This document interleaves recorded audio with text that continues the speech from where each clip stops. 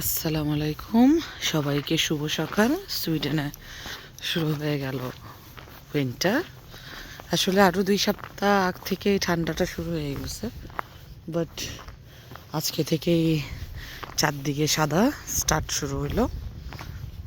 হলো যাক, স্নো সব দিকে। কালকে বিকাল বিকাল বললেও ভুল হবে, সন্ধ্যার পর থেকে ঘুরি ঘুরি ঘুরি ঘুরি পড়া শুরু করছে।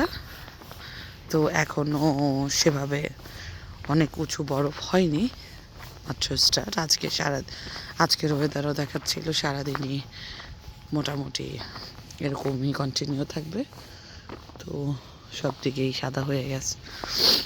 আচ্ছা, কিছুদিন পরে এই গাছ যেগুলো এখনও ব্রাউন ব্রাউন দেখা যাচ্ছে, সেগুলো পুরো হোয়াইট হয়ে যাবে। মনে হবে যে একটা স্নোর গাছ দাঁড়ায় আছে সব জায়গাতেই।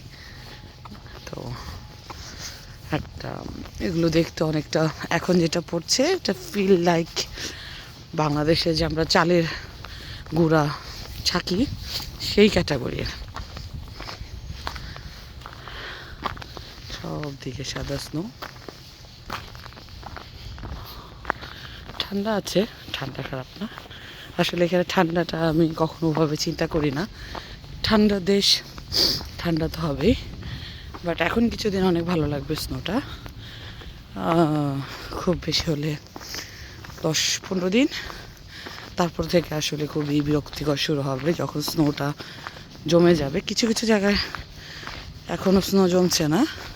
এখানে কি যখন যেই রোডগুলো নিচ দিয়ে গরম পানির পাইপলাইনগুলো গেছে, সেই রোডগুলোতে বেসিক্যালি ওভাবে বরফ জমে না। ইনায়াদের স্কুলের মাঠ ব্রিথিং বরফে ঢাকা। তারপরও এখানে যেহেতু ঠান্ডা দেশ, সেহেতু বাচ্চারা অবশ্যই স্নোতে খেলবে। আজকে সারাদিন স্নো বল বানাবে, একজনের গায়ে মারবে, কান্না করবে। এই যে সব স্নো ওদের। তো আশা করি এবারের উইন্টার সবার জন্য ভালো হবে, সুখকর হবে।